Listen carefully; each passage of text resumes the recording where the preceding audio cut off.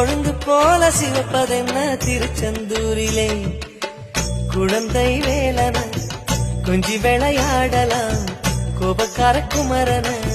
எப்படித்தான் ஆடலாம் குளத்தை போல மனசு கலங்குது குமரா தெளிய வச்சா ரொம்ப